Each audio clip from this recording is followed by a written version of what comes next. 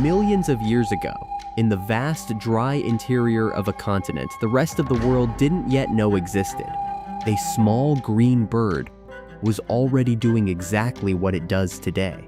Flying in flocks so large they blocked out the sun, landing on dead trees and making them look alive again, moving across the landscape like it owned every inch of it, because for millions of years it did.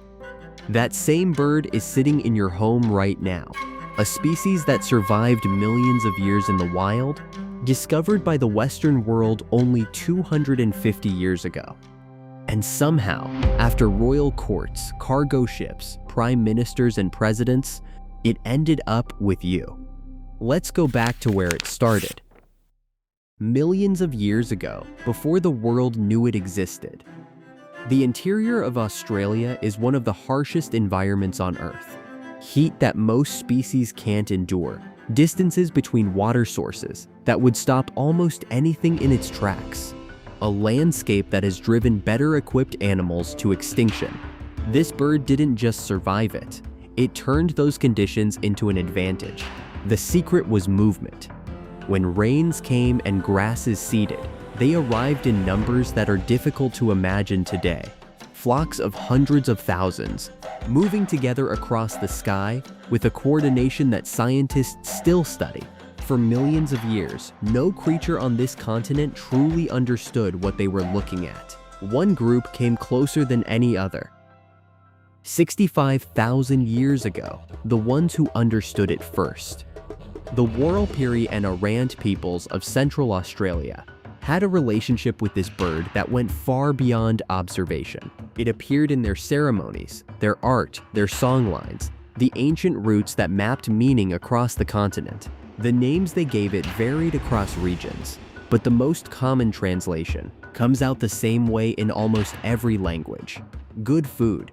That's practical, but it doesn't tell the whole story. To follow a flock of these birds across the desert was to find water.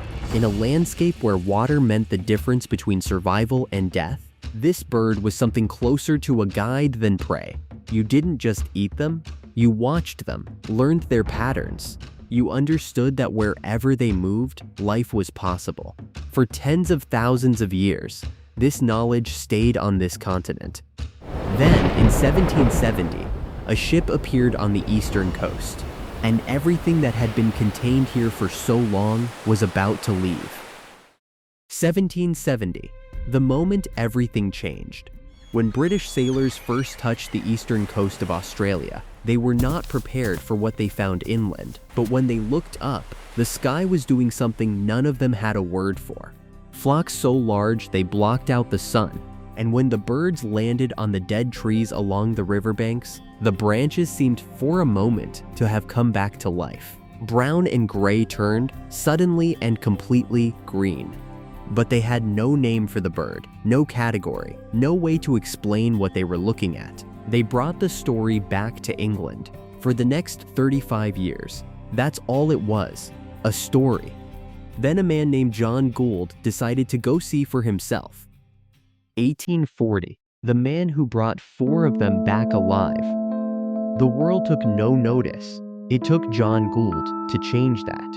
In 1840, after 2 years in Australia, the ornithologist returned to London with something nobody expected.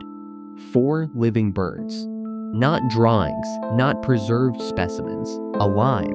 Gould was precise about almost everything. But when he wrote about these birds, the language shifted. He called them the most animated, cheerful little creatures you can possibly imagine.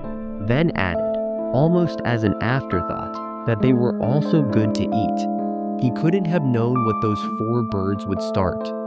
London saw them and wanted more, and the demand that followed had very little to do with science, and everything to do with what happens when the right thing reaches the wrong market at exactly the right moment. What came next was less about love, and more about scale. 1845 to 1894, when it became an industry.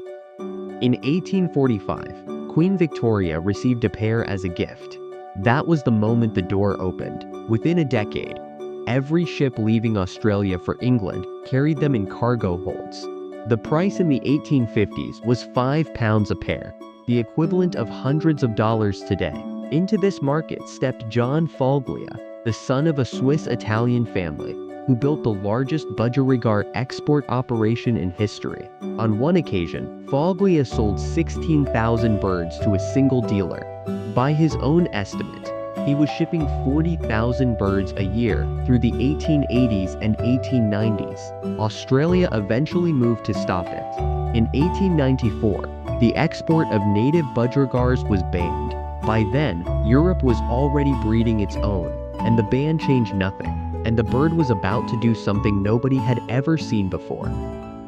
1910. The color that stopped the room. Until this point, every budgerigar in the world looked the same. Green, yellow, black markings. The exact colors they had carried for millions of years. Then, at a bird show in London, two birds appeared that stopped everyone in the room. Sky blue, pure white face, no green anywhere. Stories had been circulating for years about such a bird, described as a legend, as something that probably didn't exist. And now here were two of them, in a cage, in London. The royal house of Japan took notice immediately. Blue budgerigars became a fashion among Japanese nobility, exchanged as love tokens, and given as gifts of extraordinary significance. The prices paid were, by the standards of the time, staggering. It had traveled from the Australian outback to the courts of Japan, and it still had two more stops to make. 1951 to 1963, the most powerful rooms in the world. By the middle of the 20th century, this bird had made it into the most powerful rooms in the world. Winston Churchill kept a budgerigar named Toby in his private quarters at Downing Street, the same man who ran Britain through its most dangerous years. Toby slept in Churchill's bedroom and perched on his shoulder during working hours.